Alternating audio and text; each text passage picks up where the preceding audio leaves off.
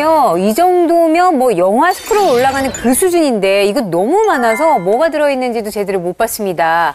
전문가분들은 어떻게 보셨나요? 지금 보면은 73개 중에 이렇게 봐도 저희가 특약을 설정할 때 한 보험에서 네. 많이 하면 한 15개 정도를 설정해 드려요. 그거에 대비해서 보면 벌써 한 4배, 5배 정도를 가지고 있는 데다가 네. 저희가 이 역마진이나 불필요해서 이 담보는 보험으로 해결할 것들이 아닙니다라고 말씀드리는 내용들이 굉장히 많이 포함되어 있어요. 그러니까는 이 특약들을 좀 제거하시면 좀 더 효율적으로 변경이 될 것 같아요. 네.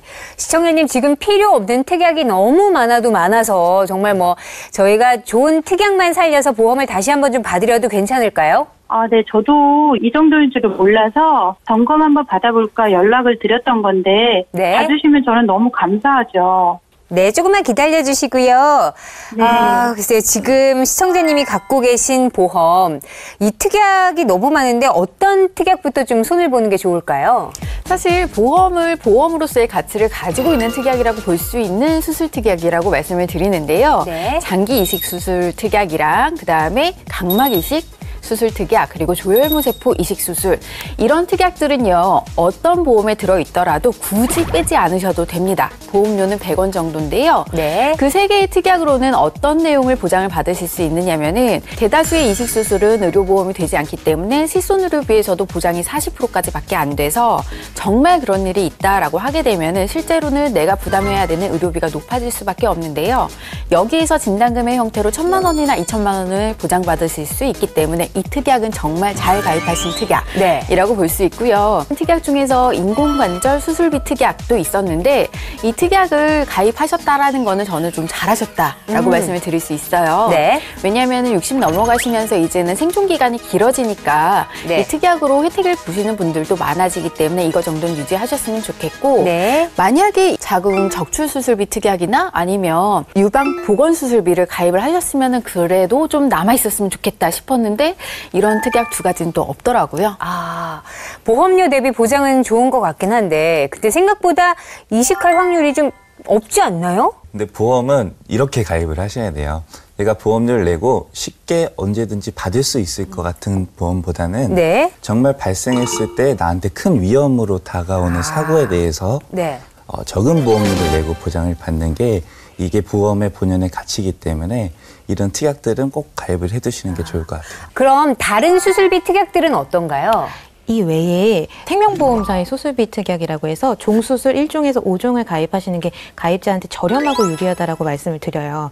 이유가 그 특약 하나에 해당하는 보험료가 성인 기준으로 8,9천 원 정도밖에 안 합니다. 네. 그런데 그 칼을 대지 않는 시술이나 아니면 방사선 치료까지도 수술이라고 분류해서 보장을 하기 때문에 이 부분은 조금 더 유리하게 준비하실 수 있는 방법이 있으시니 특약을 좀 삭제하시는 게 좋을 것 같고요. 질병수술 특약이나 상해 수술비 특약은 좀 유지할 만한 특약인 것 같고요. 보통 저희가 50세 이상 가입자분들께는 통합보험에서 실손보험, 진단금 다 같이 준비하시는 걸로 말씀을 드리는데 그중에서는 질병수술비나 상해수술 역시도 조금 더 보완을 하실 수 있을 것 같다라고 해서 이 정도는 좀 가입하실 때 참고하시면 좋을 것 같습니다. 그 절대 이거는 진짜 하지 마십시오라고 말씀드릴 수 있는 특약 같은 게 뭐냐면 특정 질병 수술비 특약이에요. 특정 질병 수술비 특약. 보통 뭐라고 두냐면 4대 특정 질병, 7대 특정 질병, 11대 특정 질병 이런 식으로 나오는데 이게 보통 만성질환에 대한 네. 수술인데 가능하면은 배제하시고 네. 보장 범위가 넓은 쪽 중심으로 수술 특약을 가입하시면 도움이 되십니다. 네. 그렇죠. 거의 약물로 치료를 하죠. 네. 네. 4대 질병 중에 2개가 네. 고혈압과 당뇨예요. 아, 이렇게 수술비 특약 23개가 순식간에 정리가 됐는데요. 아직도 살펴볼 특약이 50개나 남아 있습니다. 이 중에 불필요한 특약 어떤 게 있나요? 받기 어려운 특약들을 좀 골라봤어요. 네. 특약의 이름을 보시면은 말기라고 들어가 있는 특약들이 있는데요. 이게 진단금의 형태로 지급이 되는 건데 말기 간질환, 말기 폐질환, 말기 신부전 질환 진단금이 나오는 특약들을 보시면 네. 말기 질환이라는 것 때문에 받기가 좀 어려우세요. 되게 모순이 느껴지는데요? 그렇죠. 네. 말기 질환이라고 하면은 생각했을 때 굉장히 위험한 순간이기 때문에 보험으로 보장을 받아야 되지 않을까라고 고민을 하실 수 있는데요. 실질적으로 실손의료비가 있기 때문에 병원비에 대한 보장은 그 안에서 충분히 보상이 가능하시고, 말기 질환이라고 한다면은 지금 당장 치료를 통해서 나아진다라기보다는 이제 좀 준비를 하셔야지 되는 순간이라고 네. 볼 수 있어서 진단금으로 준비할 것이 아니고 정말 이런 순간에 필요한 것이 향후에 사망보험금을 준비하시는 게 가장 옳다라고 볼 수가 있을 것 같습니다. 네. 그래서 말기 질환에 대해서는 좀 고민을 하셨으면 좋겠고요. 여기에 대해서 보험료를 보더라도요. 말기 간질환이나 말기 신부전에 비해서 말기 폐질환 진단금은 암을 보장을 하지도 않는데도 2천만 원 보장에 1,200만 원이라는 보험료를 내야지 보장을 받을 수 있는데, 사실 그런 일이 일어나지 않는다 그랬을 때는 이건 정말 쓸모없이 버려지는 보험료가 될 수 있기 때문에 이 특약들은 정리하고 가셨으면 좋겠습니다. 네.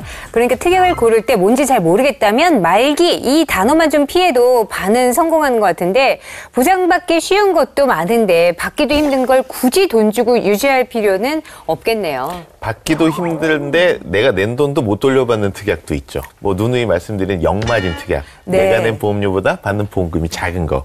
이런 것들이 있는데, 이게 대표적인 게 이제 골절 진단비나 네. 골절 수술비, 그다음에 상해 입원 일당 또는 네. 질병 입원 일당, 그다음에 뭐 상해 중환자실 입원 일당, 네. 이런 것들이 있는데요. 이분께서 가입하시는 상품을 한번 확인을 해봤어요. 그랬더니 보험료가 20년 동안 이제 2만 원 정도의 입원 일당을 받으시기 위해서 내는 납입한 총보험료가 551만 1,600원이에요.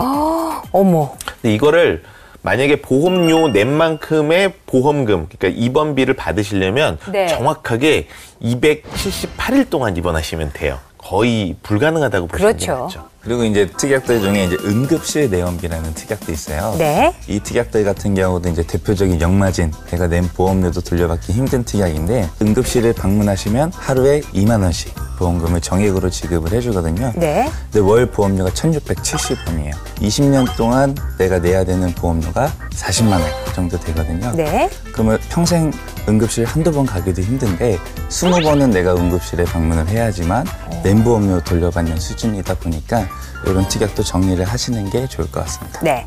자, 그리고 좀 보니까 자동차 관련된 특약도 꽤 보입니다. 이거는 어떤가요? 자동차 관련 특약이라고 보이는데 실제로 보면은 뭐 자동차 운전자용 교통사고 처리 지원금 아니면 벌금 그리고 변호사 선임 비용을 제외하고는 실제로 자동차 보험은 아니에요. 네. 그래서 뭐 오해하실 수는 있는데 자동차 사고 성형수술비 여긴 없지만 면허정지 위로금이나 취소 위로금 같은 것들이 뭔가 운전하고 연관이 있다 보니까 자동차 보험으로 많이들 오해를 하세요. 그런데 이런 불필요한 특약을 제외하고 저희가 늘 말씀드리는 순수 그냥 운전자 특약 3가지와 가족 일상 배상 책임 특약을 포함해서 10년 납 100세 만기로 충분히 가입하셔도 10,000원대면은 비갱신형으로 준비하실 수 있기 때문에 이 부분은 좀 정리하시는 게 좋을 것 같아요. 단독 운전자 보험과 이렇게 특약으로 하는 경우에 어떤 차이가 있는지, 그리고 뭔가 좀 더 유리한 게 있을 것 같긴 한데 이게 좀 어렵거든요. 지금은 기술적으로 선택을 하는 방법에서는 네. 단독으로 가입하시는 게 훨씬 더 유리하세요. 네. 왜냐하면 기존에는 그 일상생활 배상책임보험이라는 게 비갱신형으로 어느 보험에서든 가입이 됐기 때문에 고민을 하지 않아도 됐었거든요. 네. 그렇지만 이제 일상생활 배상책임보험을 비갱신으로 가입할 수 있는 방법 자체가 운전자 보험에 국한이 되어 있다 보니까 운전자 보험을 기술적으로 이렇게 사용하는 게 좋다라고 말씀을 드리는 거고요. 네. 실제로 비용상으로는 큰 차이가 없습니다. 단지 뭐 납입 기간이 너무 길어지게 되면은 거기에 대해서 이제 이자 부분이 좀 부담이 높아진다. 이 차이만 있다라고 볼 수 있을 것 같아요. 네. 특약 73개, 이거 언제 다 보나 했는데 벌써 꽤 정리가 됐습니다.